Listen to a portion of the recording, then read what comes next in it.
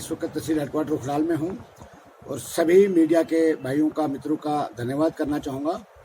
और जिस तरीके से आपने जम्मू कश्मीर लद्दाख के हमारे जो एसपीओ भाई हैं और या बहनें हैं, उनके मुतलिक आप जानकारी जानना चाहेंगे। मैं आपकी जानकारी में बताना चाहूँगा।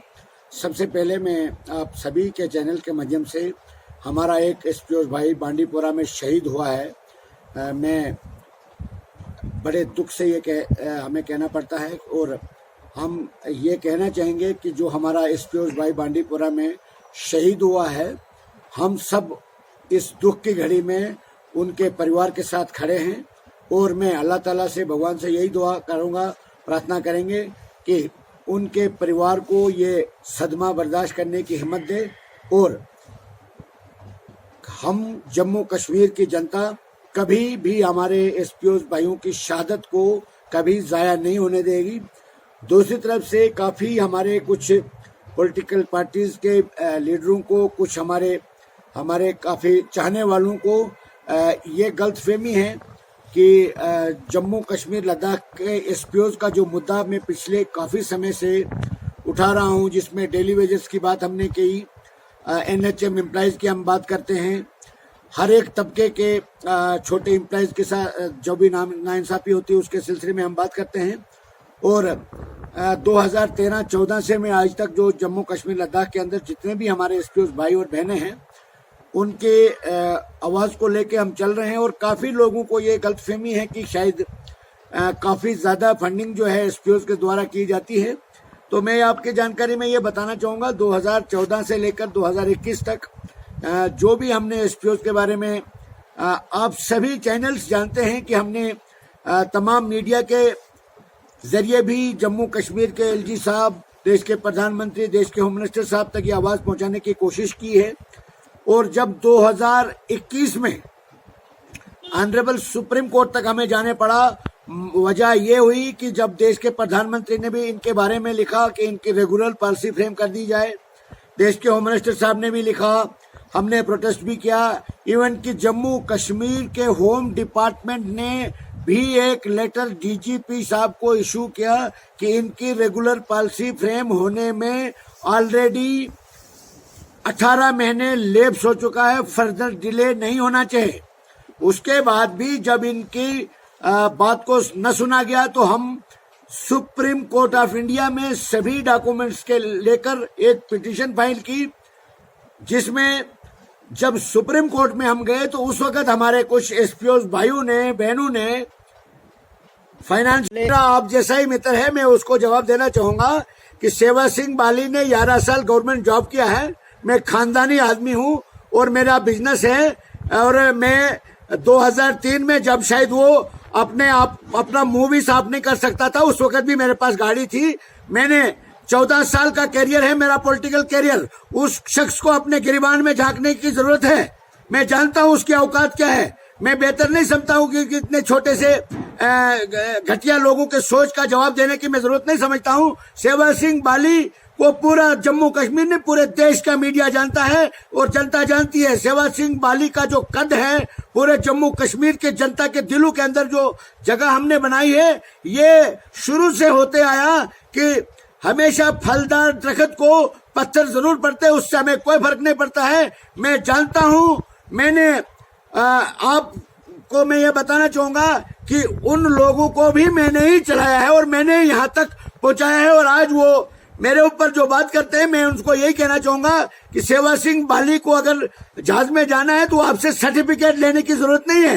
लाखों चाहने वाले सेवा सिंह बाली को जम्मू कश्मीर के अंदर है। सेवा सिंह बाली को हर मुमकिन मदद करने के लिए लोग वॉलंटरी तैयार हैं।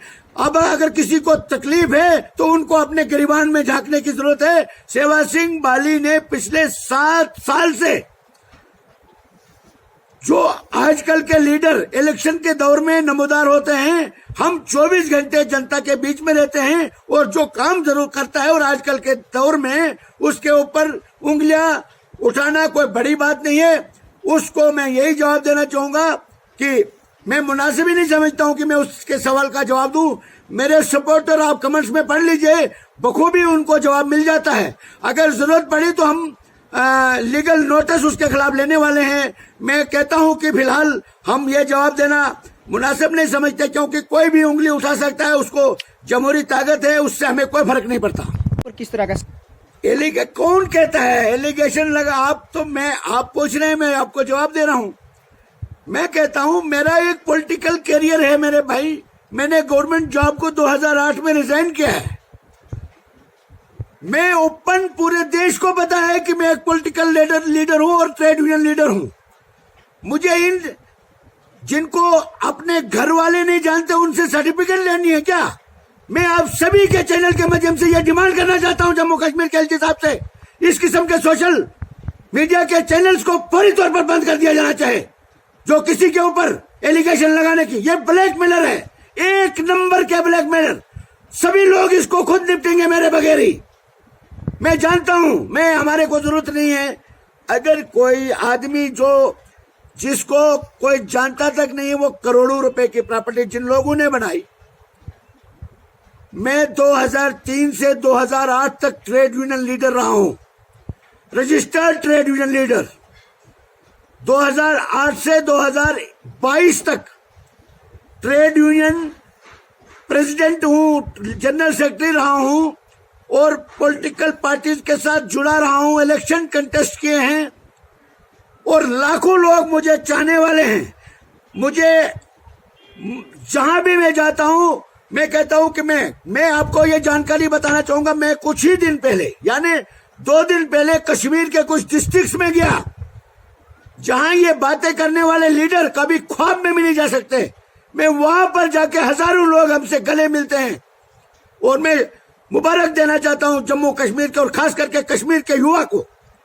एक तरफ से उनके ऊपर इतने जुल्म बरसाए जाते हैं, 200 रुपए के ऊपर वो शहादत देते हैं, और दूसरी तरफ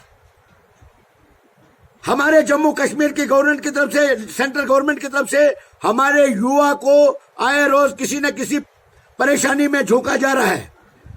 वो नशा की तरफ रुझान कर रहे हैं, बढ़ा रहे हैं। मैं तमाम आपके चैनल के माध्यम से भी जम्मू कश्मीर की जनता से, जम्मू कश्मीर के युवा से यही अपील करना चाहूंगा कि वो नशा से दूर रहें, हिंदू मुस्लिम भाईचारे को एक चट्टान की तरह मजबूत रखें। जिस तरीके से हमारे सदियों से एक भाईचारा कायम रहा है, पूरे जम्मू कश्मीर जाना जाता है, उसको मजीद कायम रखना, मजीद बढ़ोतरी देना हम सब के ऊपर यह जिम्मेदारी आयद होती है। जब तक हमारा देश एक गुलदस्ते की तरह हिंदू मुस्लिम भाईचारे से मजबूत रहेगा, तब तक दुनिया की कोई ताकत हमारे देश के ऊपर उंगली नहीं उठा सकती। और ये होशियार रहना होगा। और मैं आप सभी के चैनल के माध्यम से एक पैगाम देना चाहूंगा कि मैं 2008 से 2022 तक आप सभी के सामने जो हमने काम किए हैं, दुनिया के सामने वो शीशे की तरह है। हमने जो जहां भी नाइंसाफी हुई उस बात को हमने उजागर किया। और लोगों ने, आजकल के लीडर जो हैं, वो सिर्फ अपने आप को अपग्रेड करते हैं। मैंने आज तक कोई इतनी बड़ी प्रॉपर्टी नहीं बनाई। अब लोग मेरे सपोर्ट में हैं, लोग मुझे मदद करते हैं, लोग मेरे साथ चलते हैं, लोगों का प्यार मेरे साथ है। और मैं लोगों को रोक रहा हूं। जो आपने सवाल मुझे पूछे, मेरे सपोर्टर्स जवाब देने के लिए तैयार हैं, मगर मैंने उनको कहा है कि कोई जरूरत नहीं है, आपकी दुआएं हमारे साथ रहनी चाहिए। और मैं आपके चैनल के माध्यम से भी ये कहना चाहूंगा कि जब तक इन जम्मू कश्मीर की गरीब जनता के साथ नाइंसाफी होगी, शहबाज सिंह बाली अपनी पूरी टीम के साथ ये आवाज को उठाता रहेगा, चाहे वो किसी को अच्छा लगे या बुरा लगे। यही मेरा पैगाम रहेगा। जब केस था, पिटीशन थी, उस दौर में की होगी, तो उससे ये सब हमारे एसपीओ भाई भी जानते हैं और आप सब भी जानते हैं और दुनिया भी जानती है। अब जो हमने पिछले 6-7 साल से कंटिन्यू काम किया है, जो जम्मू कश्मीर की जनता के सामने, गरीब जनता के दिलों के अंदर हमने जो जगह बनाई है, वो आजकल कुछ हमारे ही साथियों को, हमारे ही दोस्तों को रास नहीं आ रही है। इसलिए जो है वो आनंद फानंद में मैं आपके माध्यम से यही कहना चाहता हूं कि अगर किसी बेसहारा आदमी की, बेसहारा लोगों की आवाज उठाना जुर्म है या वो गलत है, तो ये गलती हम हमेशा करेंगे और हमें किसी भी किस्म की परेशानी नहीं है, क्योंकि हम हिंदुस्तानी शहरी हैं। हमने जम्मू कश्मीर के अंदर जो हमारे डेली वेजर्स सुसाइड तक कर रहे हैं, हमारे एसपीओ भाई शहादत दे रहे हैं, और 200 रुपए आप उनको दिन का 200 रुपए आप उनको दोगे, तो ये हम कतई बर्दाश्त नहीं करेंगे। और हमारी यही मांग रहेगी, जब तक हमारे जम्मू कश्मीर लद्दाख के एसपीओ की रेगुलर पॉलिसी फ्रेम नहीं होती है। और हमने ऑलरेडी तमाम मीडिया के चैनल्स के माध्यम से देश के होम मिनिस्टर साहब, देश के प्राइम मिनिस्टर साहब को एक मेमोरेंडम भी दे चुका हूं मैं इसी महीने की 2 तारीख को दिल्ली में जाकर, और उसमें हमने क्लियर ये भी गुहार लगाई है कि अगर इन मुद्दों के ऊपर अभी भी एक्शन न लिया गया या इनके मसाइल को हल नहीं किया गया, तो आने वाले वक्त में जम्मू कश्मीर के अंदर एक बहुत बड़ा आंदोलन शुरू कर दिया जाएगा, जिसके रिस्पांसिबल जम्मू कश्मीर की एलजी इंतजामिया होगी। सर एक और मैं नहीं ला रही, ये शर्म आनी चाहिए, शर्म से डूब मरना चाहिए हमारे जम्मू कश्मीर के एलजी एडमिनिस्ट्रेशन को, और स्पेशली हमारे डीजीपी साहब को। जब हमारे जम्मू कश्मीर के अंदर हमारा कोई एसपीओ भाई शहादत देता है, उस वक्त डीजी साहब कंधा देने के लिए पहुंच जाते हैं। जब इनकी बेनिफिट की बात होती है, उस वक्त हमारे जम्मू कश्मीर के डीजीपी साहब इनको टेम्परेरी कहते हैं। जब इनसे सर्विस लेने की बात आती है, एसओजी में हमारे एसपीओ भाई को भेज दिया जाता है। जहां भी इनकाउंटर होगा सबसे पहले एसपीओ जाता है। ट्रैफिक में हमारे एसपीओ भाई ड्यूटी कर रहे हैं, वीआईपी के साथ ड्राइवर, एज ए ड्राइवर गाड़ी ड्राइव कर रहे हैं एसपीओ। जहां भी आप देखोगे एसपीओ उस वक्त वो टेम्परेरी नहीं है। जब उनको बेनिफिट देना होगा उस वक्त वो टेम्परेरी होते हैं। अगर टेम्परेरी भी हैं, ये सुन ले हमारे जम्मू कश्मीर के डीजीपी साहब, अगर वो टेम्परेरी हैं तब भी आप इक्वल वर्क इक्वल पे का वायलेशन कर रहे हो। यानी जितना काम आप करोगे, अगर कांस्टेबल के बराबर वो ड्यूटी करते हैं, उनको उसके बराबर वेतन दिया जाना चाहिए, उनको तनख्वाह नहीं दी जाती है। ये बड़े अफसोस के साथ कहना पड़ता है, क्योंकि एसपीओ भाई जो हैं वो प्रोटेस्ट भी नहीं कर सकते। इसलिए मैंने इनकी आवाज बन के मैं आगे चल रहा हूं और मरते दम तक इनकी आवाज के साथ जुड़ा रहूंगा। जिसको जो एलिगेशन लगाने के लिए उसको पूरी छूट है, वो जो मर्जी एलिगेशन लगाना चाहे। हजारों लाखों परिवार मेरे साथ हैं, और मैं कहना चाहता हूं देश के प्रधानमंत्री साहब से, देश के होम मिनिस्टर साहब से और एलजी साहब से अपील करना चाहूंगा, कम से कम इन गरीबों की, इन देशभक्तों की शहादत को जाया न होने दो। इनके बारे में सोचा जाए, इनके रेगुलर पॉलिसी और इनकी सैलरी में इजाफा किया जाए, और जो हमारे डिस्ट्रिक्ट एसपीओ हैं उनको भी बहाल किया जाए। उनके भी पिटीशन ऑनरेबल हाई कोर्ट में हमने फाइल की है। यही मैं बताना चाहूंगा। के अंदर भी देखिए, डिलिमिटेशन का जो आपने पूछा, ये पूरे जिन लोगों ने ये इम्प्लीमेंट किया है या जो इसको देख रहे हैं, उन सबको पता है कि हमने क्या किया है। उन्होंने अपने हिसाब से इसको सोच के डिलिमिटेशन किया। ये जनता से जुड़ा हुआ डिलिमिटेशन नहीं है। ये कुछ लीडरों को अपना मुफाद इसमें दिखता है। उसके अलावा जहां पर जो हमारा एक सदियों से हमारी एक पहचान रही है, एक परिवार की तरह हमारा रहा है, हमारी आइडेंटिटी है जो पूरे देश के अंदर, उसको तोड़ा गया है।